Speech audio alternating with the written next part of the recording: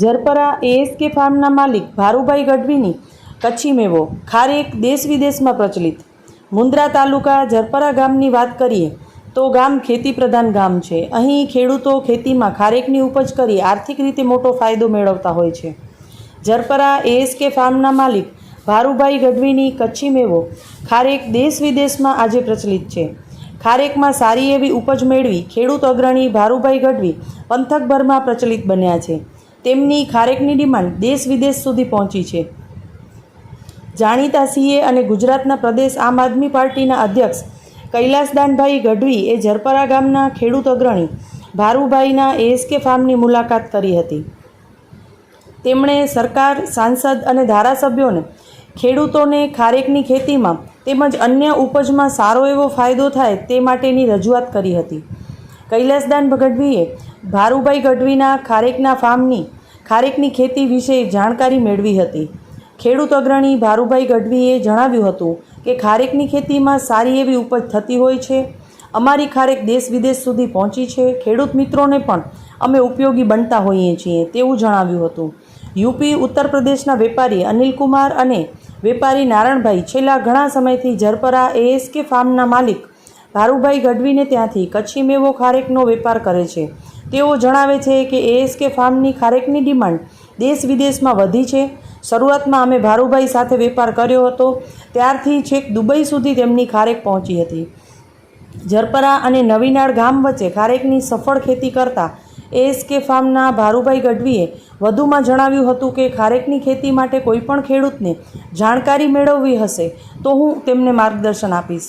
અમારા પંથકમાં ખારેકની ખેતી કરતા ખેડૂતોને મોટી ઉપજ મળતી હોય છે એવું તેમણે જણાવ્યું હતું. કચ્છની ખારેક છે કચ્છ માટે સારું છે અને કચ્છમાં જેમ બને એમ વધારે અમે પણ કહીએ છીએ ખેડૂતોને કે સારી ક્વોલિટી બનાવો, સારા આપણને રેટ મળી જાય.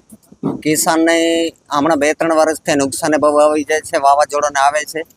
અમારા ભેગા બધા મલેશિયાથી જાય છે માલ, દિલ્હી છે, પંજાબમાં અમે ટ્રાય કરીએ છીએ હમણાં કે પંજાબમાં જાય.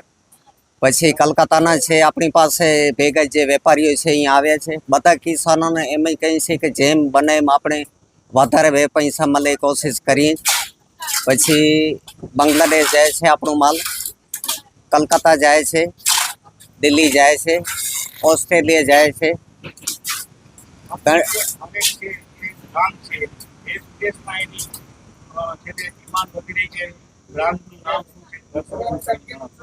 આપણો એએસકે ફાર્મ નામ છે. આપણે જરપરા ગામ પ્રાંસલા વિસ્તાર છે. આપણા 20 એકરમાં છે ખારેક.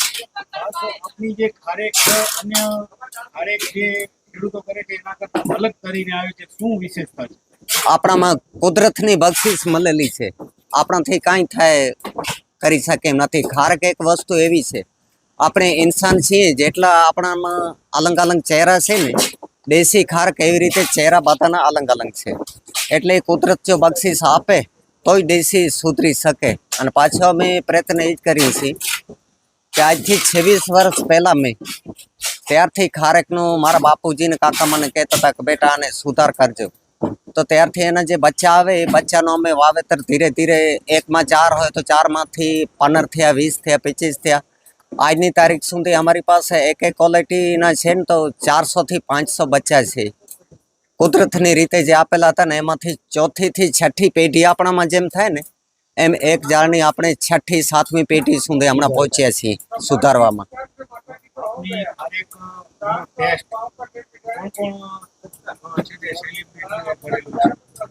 સેલિબ્રિટીઓ આપણે જે અહીંયા વ્યક્તિઓ આવ્યા છે એ જાય છે. આજ જે સેમ્પલ છે 25 રૂપિયાથી કિલો કને આ જે નંગ છે 1000 રૂપિયા સુધી 1 કિલો અહીંયા વેચાણી છે. અહીંયા લેવા આવે છે માણસો 1000 રૂપિયા કિલો સુધી.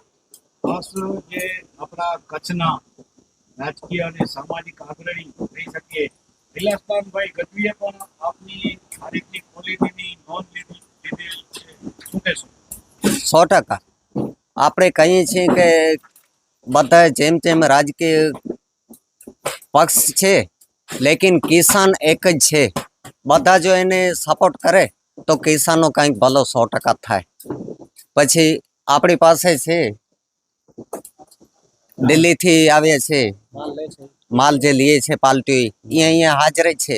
એ આપણો જે માલ લઈએ છે એ થોડોક પરિચય આપશે કે આપણો માલ કેવું છે અને શું છે.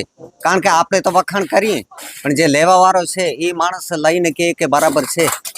આપણો આરઆઈ ક્વોલિટી, આપણે કૈલાસભાઈ 15 દિવસથી ફોન કરતા હતા કે ક્યારે થશે. કેરી માટે પણ આવ્યા હતા અને આજે ખાસ મુલાકાત માટે આપણી પાસે નહીં, બધા ખેડૂતો પાસે ઘણી જગ્યાએ મળીને આવ્યા છે અને હજી મળવાના છે કે આનો કંઈક આગળ વધે એટલે સ્પેશિયલ કરીને ત્યાંથી ખારેક માટે જ વધારે છે. એટલે અમારે જો આવી રીતે સપોર્ટ મળી જાય તો ખેડૂતના 2 પૈસા વધારે મળશે. मेरा नारायण भाई नाम है। नारायण भाई, आप कहाँ से आते मैं उत्तर प्रदेश से आता हूँ और मैं इधर 12 साल से भारू भाई के फार्म हाउस पे, एस के फार्म हाउस पे मैं 12 साल से इनके यहाँ से माल उठाता हूँ।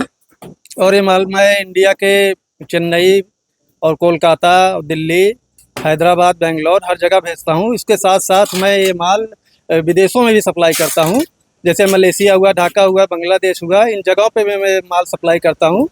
और इनके फार्म की क्वालिटी नंबर 1 की क्वालिटी है। ऐसा खारेक जल्दी इधर नहीं मिलता है।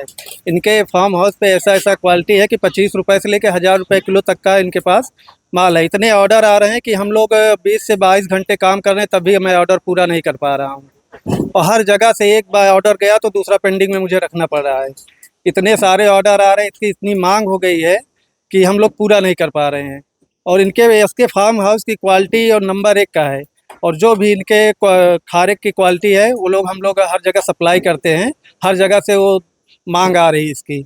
और ये खारेक जो है हम लोग 12 साल से इनके पास जुड़े हुए हैं और यहाँ के किसानों से हम लोग ये माल खरीदते हैं और खरीद के हर जगह ये सप्लाई करते हैं हम लोग। અમારા માટે બહુ ગૌરવની વાત છે કે ભારુભાઈ માત્ર એક સારા ખેડૂત જ નથી, અમારા આમ આદમી પાર્ટીના કિસાન સેલના પ્રમુખ પણ છે, પણ એ રીતે જ એમની એક મોટી જવાબદારી લોકલ ખેડૂતોને, કિસાનોને સારા ભાવ મળે, સારી વસ્તુ એને એક્સપોર્ટ થાય, બીજા શહેરોમાં જાય અને એ ડ્યુટી એમની બહુ સારી રીતે નિભાવી રહ્યા છે. કેમ્પ ખોલીને અને કિસાનોનો માલને પણ બધે એક્સપોર્ટ કરી રહ્યા છે. મુદ્દો એ છે કે જીવન ટેગ જે ખારેકને મળ્યું 2024 જાન્યુઆરીમાં, એના પછી જે સરકાર તરફથી જે કોશિશો થવી જોઈએ આને એક્સપોર્ટ કરવા માટે, એ જ પ્રમાણે એપેડા જે ભારત સરકારની એગ્રીકલ્ચર પ્રોડક્ટ પ્રમોશન કાઉન્સિલ બનેલી છે એના તરફથી પણ અહીંયા કંઈ કાર્યવાહી થઈ જોઈએ, પણ ક્યાંક એમાં મોટો અભાવ છે. સરકારી સંકલન ચૂંટાયેલા પ્રતિનિધિઓના પોતાના જ કામ કરવાના, લોકોના ખેડૂતોના કામ ન કરવાના દાનતના કારણે અહીંયા એ રીતે જે ગ્રાસરૂટ લેવલ પર જે સરકારી વ્યવસ્થાના રાજકીય લાભ લઈને જે મોટે પાયે ભાવ સારો મળે ખેડૂતોને અને વધારે માલ એક્સપોર્ટ થાય, એ કોશિશ અહીંયાના લોકલ જે રાજકીય ચૂંટાયેલા લોકો છે, ધારાસભ્ય હોય, સાંસદ હોય, બીજા તાલુકા જિલ્લા પંચાયત સભ્યો હોય, એ એવું પરિણામ આપી શકે એવી પરિસ્થિતિમાં નથી. એનું કારણ એ પણ છે કે ક્યાંક એમને જે મહેનત કરવી જોઈએ આના આ ખેડૂતોને લાભ આપવા માટે, એની જગ્યાએ પોતાના લાભમાં એટલા પાછળ પડી ગયા છે કે કોઈ કંઈ બોલતો નહીં. ખેડૂત પણ હવે એવા છે, ખેડૂત મત આપીને ભૂલી જાય છે. તો ખેડૂતોને એમના ઘરે જઈને પૂછવું જોઈએ કે અમારા ખારેક માટે તમે શું કર્યું, તો ખેડૂતો હોઈ જાય છે. એટલે ક્યાંક આ પણ એક વાત છે. આ બધાથી હટીને આમ આદમી પાર્ટી સદાય ખેડૂતોના વિકાસ, અમે પંજાબ અમારો ભારતનો સૌથી વધારે કિસાનથી જોડાયેલો પ્રદેશ છે, ત્યાં કને સારામાં સારા કિસાનો ખેતી ક્ષેત્રમાં રિસર્ચ કરીને સારો પાકને સારું ઉત્પાદન કર્યો. જે રીતે ભારુભાઈ કીધું કે અમે 10 વર્ષ 15 વર્ષ રિસર્ચ કરીને નવા રોપા ઉછેર્યા, નવા માલ ફાલ બનાવ્યા. આપણે માલ જોઈએ તો આપણે ખબર પડે કે આ માવા જેવો માલ છે આખો. એટલે કહેવાનો મતલબ શું છે કે અમારા તરફથી આ સહકાર છે. મેં તો ભારુભાઈને કીધું આપણે ખેડૂતોને આ વિસ્તારમાં મંડળીઓ બનાવીએ, એ ખેડૂતો માટે સેન્ટ્રલાઇઝ પરચેસ સિસ્ટમ અને પરચેસ પ્રાઇસ કરીએ, સાથે સાથે સોર્ટિંગની મશીનો નખાવીએ. આવતા સિઝનમાં આપણા બધાની લાગણી છે કે સોર્ટિંગ મશીનો આવે, એ પેડામાં કન્ટ્રીબ્યુટ કરે. લોકલ જે ચૂંટાયેલા સાંસદ છે એને કે એના ફંડમાંથી અહીંયા ફંડ આપે સ્પેશિયલ સોર્ટિંગ મશીન માટે, અને ખેડૂતોનું ભલું થાય એવું કામ કરીએ બધા મળીને.